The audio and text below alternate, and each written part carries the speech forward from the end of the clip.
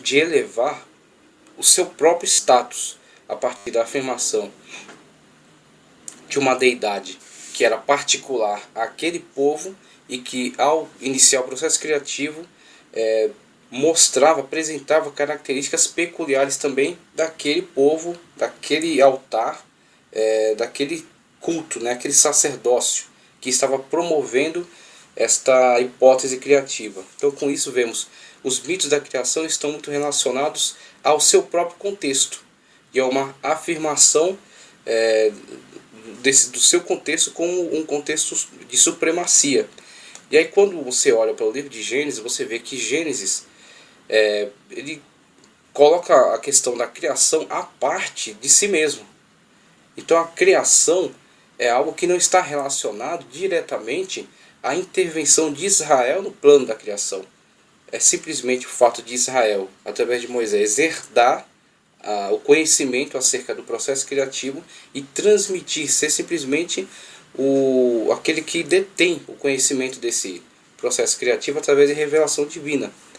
Em momento algum diz que Moisés interagiu em algum aspecto da criação, ou que alguma característica dele estava presente ali. Quando Deus criou todas as coisas, Israel sequer existia. E assim é declarado pela revelação que foi entregue a Moisés. Então Deus criou todas as coisas, Deus é diferente das coisas que criou, Deus é o único do universo, ele não compartilha com ninguém, não disputa espaço com ninguém, mas através da sua autoridade cria todas as coisas, dá início à humanidade. Dada início à humanidade, vem a história do homem, a presença do homem, a queda do homem, o desenvolvimento, o colapso da sociedade antiga, dilúvio, salvação, né, para Noé, início de todos os povos através deste patriarca, através desse justo, né, que foi salvo do dilúvio, inclusive o dilúvio que é testemunhado por povos de todo o mundo, né, a partir das suas próprias mitologias.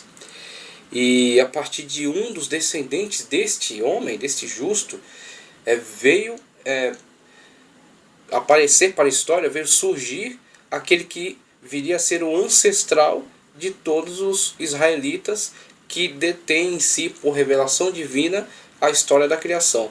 Então eles não colocam eles mesmos no papel de coadjuvante, né, no papel principal dessa história da criação. Mas eles simplesmente declaram que Deus entregou a eles a revelação acerca disso, acerca dos fatos. Então com isso vemos a diferença gritante que há entre os relatos de criação, as mitologias de criação dos diversos povos, e o relato da criação revelado por Deus através de Gênesis, né? Enquanto estão fazendo política para si mesmos, estão fazendo autopropaganda de si mesmos, o relato de Gênesis está fazendo a narrativa dos fatos tal qual foi revelada por Deus.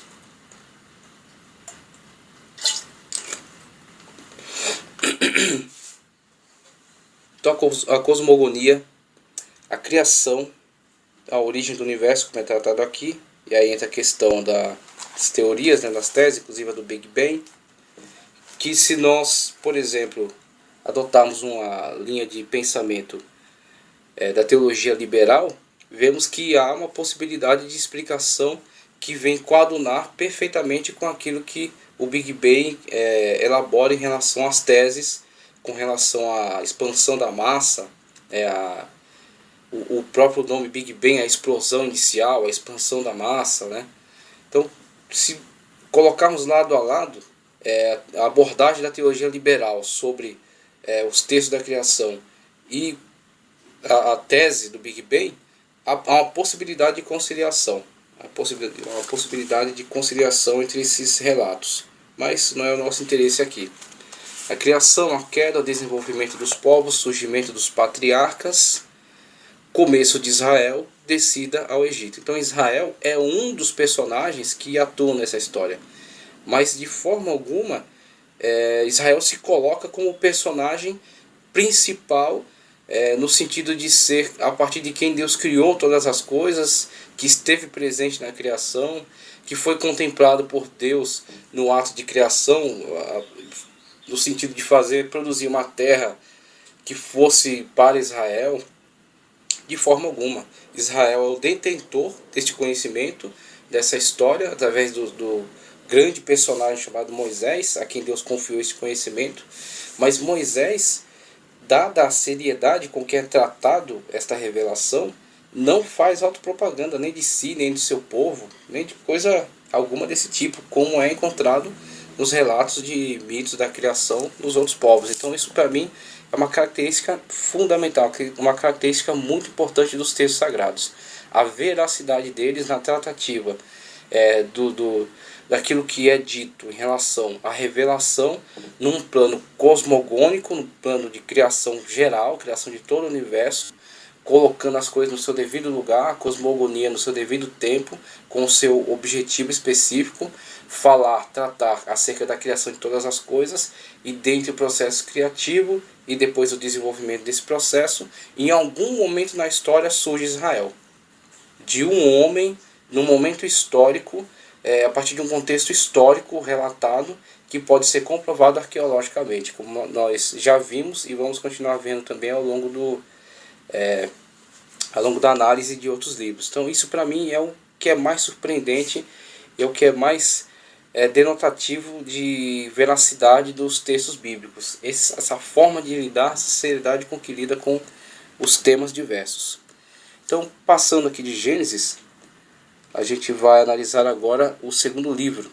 E o segundo livro de Moisés tem aí por versículo-chave: Vem agora, pois, e eu te enviarei a Faraó, para que tires o meu povo, os filhos de Israel, do Egito. Então, versículo-chave encontra-se em Êxodo 3:10. Estamos falando acerca do livro do Êxodo. Então, novamente, a mesma situação prevalece aqui. Da mesma forma como a tradição grega, né, as palavras, a forma de título grega é a que herdamos. Então, o grego dá ao livro o nome de Saída, Êxodo.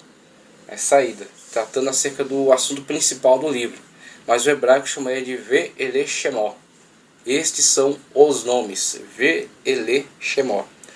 Autoria mosaica, um período semelhante ao de Gênesis, com a saída do povo de Israel do Egito,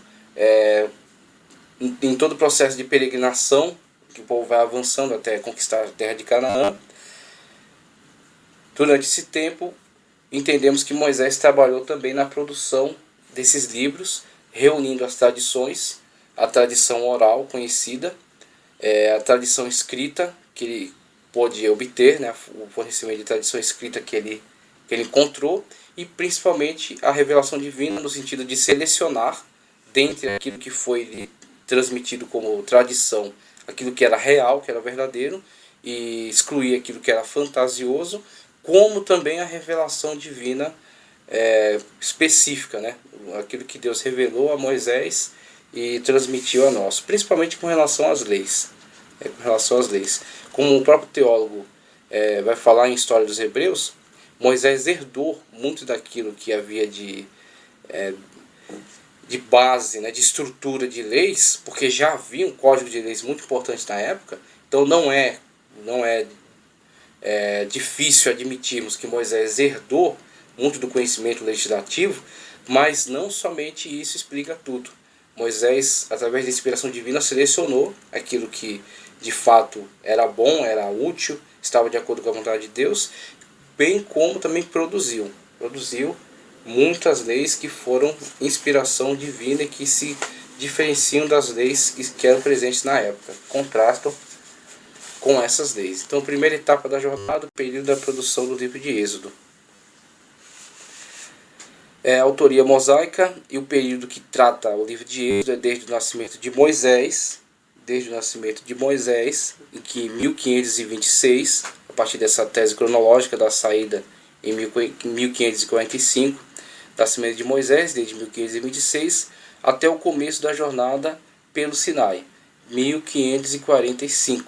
O livro de Êxodo tratando tanto acerca do drama de Israel como escravo no Egito ainda, quanto a questão da saída, o milagre do Mar Vermelho, que é com certeza um dos pontos mais altos aí do livro de Êxodo, um outro ponto muito alto, muito dramático, muito importante no livro de Êxodo, a entrega da lei e a questão do bezerro, né, o bezerro de ouro.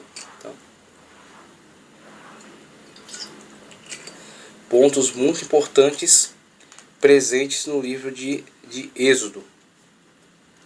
Então, o período desde o nascimento de Moisés, 1526, até o começo da jornada pelo Sinai, 1545. O tempo, ele aborda o período histórico desde 1526 até 1445, como já falamos, né? Ele fala desde o nascimento de Moisés, né? O pai, acerca da descendência dele, da ascendência dele dentro da tribo de Levi, né? O pai dele, a dificuldade com o nascimento dele, a perseguição, os irmãos dele, a situação em que ele foi milagrosamente salvo, né, daquela perseguição, e todo o histórico de vida de Moisés, que veio a formar esse grande libertador, né, esse grande personagem. E passando essa fase inicial, tratando acerca do próprio personagem principal do livro, depois aborda a questão do desenvolvimento e a peregrinação deles, o início da peregrinação pelo menos, até o Monte Sinai. Então, com relação à autoria, sempre há questionamentos, né, por causa as teses da teologia liberal, que tentam questionar a autoria mosaica, mas a ortodoxia, a teologia conservadora, sempre mantém a sua posição de atribuir a autoria mosaica. Inclusive, um dos questionamentos mais fortes que a erudição tinha em relação à autoria mosaica, do Êxodo especificamente, é tratando acerca dos códigos de lei. A afirmação é que não poderia haver uma construção sistemática e complexa de um código de leis presente no livro de Êxodo, através de Moisés, em época tão tardia. Então, por volta de 1700, 1800, né, com o iluminismo e com o renascimento e o surgimento da crítica, né, dos céticos com liberdade de fazer análises, e aquilo que explicamos acerca da crítica contra a Igreja Católica, que depois volta-se contra a Bíblia em si, e nessa época ainda desprovido de achados arqueológicos, comprobatórios, que viessem a trazer testemunhos externos acerca da Bíblia. A Bíblia, o testemunho que ela dá de si mesma, é muito claro, a autoria mosaica, né, e a revelação divina, mas a ciência muitas vezes cobra um testemunho externo, um testemunho de evidências externas. Então, antes de haver algumas evidências externas que viessem a trazer comprovação para este livro, no âmbito científico, no âmbito acadêmico, o grande questionamento era acerca da presença desse código de leis em Êxodo. E eles alegam que não seria possível, em época tão tardia, haver uma produção de leis tal qual foi encontrada em Êxodo. Isso foi desmentido quando foram sendo revelados ao mundo os códigos de lei da antiguidade. Então, quando, por exemplo, se desenterrou os códigos de lei de Hammurabi, as estelas, as tábuas de barro, os papiros, os pergaminhos em que estavam gravados em cuneiforme o código de leis elaborado por Hammurabi. E Hammurabi viveu em época anterior, né, a Moisés, viveu em época mais tardia, mais anterior a Moisés. Então, se um personagem que viveu anterior a Moisés de pelo menos 1445, na época da produção dessas leis, Hammurabi de pelo menos aí 1700, entre 1800 e 1700 a.C. Então, se alguém que viveu em 1700, 1800 a.C. pôde produzir um código com tal complexidade que foi o código de Hammurabi, por que ia se negar a capacidade de produção de um código de leis a Moisés? Isso somente no pressuposto científico, sem levar em consideração a revelação divina, somente trabalhando no campo empírico. Se aquele personagem mais recuado na história pôde produzir um código de leis com tal complexidade, não se pode negar a Moisés ter também tido a competência de produzir um código de leis como produziu, como está presente no livro de Êxodo, né? Inclusive, muitas das leis que estão presentes em Êxodo encontram eco nesse código de Hammurabi, que é anterior a ele mesmo. Então, com isso, cai por terra esta objeção ao livro de Êxodo, a autoria mosaica do livro de Êxodo. O templo já tratamos, o tema principal é a libertação pelo sangue, inclusive vemos a instituição da Páscoa, né, a instituição do Pessac, do passar por cima, a morte do cordeiro, a expiação, né, com o sangue do cordeiro colhido, ou a marca nas vergas e no umbral da porta, nos umbrais na verga da porta, né, o preço de sangue, né, para a libertação do povo, depois o estabelecimento dos sacrifícios de sangue no tabernáculo, que foi erigido no deserto. Então o tema da libertação pelo sangue é muito presente no livro de Êxodo, inclusive ele é chamado proto-evangelho, que vem a ser o evangelho anterior, o evangelho antes do evangelho. Então o livro de Êxodo é entendido por alguns como o evangelho do Antigo Testamento. É, na verdade, uma forma bem interessante de se observar esse livro. Então o conteúdo histórico dele trata desde a vida do povo no Egito até a conclusão do tabernáculo. É uma parte do livro de Êxodo, uma parte de cunho histórico somente. Desde a vida do povo no Egito, o sofrimento, o processo de libertação, né, o milagre a abertura do Mar Vermelho, até a segunda parte, a parte legislativa, que é onde vem o decálogo, a entrega das 10 leis, né, de Deus a Moisés, e essas leis gravadas na tábua, que foram depositadas na arca, juntamente com o pote com o maná, e a vara de Arão que floresceu, bem como leis civis, morais e religiosas. Então, este é o livro de Êxodo. Tudo que foi dito até agora nos leva à conclusão de que a época em que escreveu o livro de Êxodo é anterior à monarquia, e não existem argumentos convincentes capazes de nos fazer duvidar de que não pertencesse mesmo à época mosaica, porque a grande crítica dizia que esse livro não poderia ter sido elaborado em época tão anterior na história, né, e que na verdade é uma produção da época da monarquia já, da época de Salomão, na época de Davi. Os escribas desta época elaboraram esse conjunto de leis e atribuíram ele a Moisés, mas que na verdade não foi produzido por Moisés. Esse tipo de crítica ela é produzida pelo ceticismo, né, pelo ateísmo, e em algum momento não houve uma resposta acadêmica a ela, mas hoje há. A arqueologia provou que se um personagem anterior a Moisés pôde produzir um código de leis tão complexo quanto o dele, não temos autoridade de negar a Moisés a autoria desse código de leis, as leis que estão presentes aí no livro de Êxodo. Do ponto de vista literário, a parte que mais se destaca é o Cântico de Moisés, Sbirá Hayam, o Cântico do Mar, escrito em versos conforme as normas de poesia daquele tempo, sendo um dos documentos mais antigos da literatura hebraica.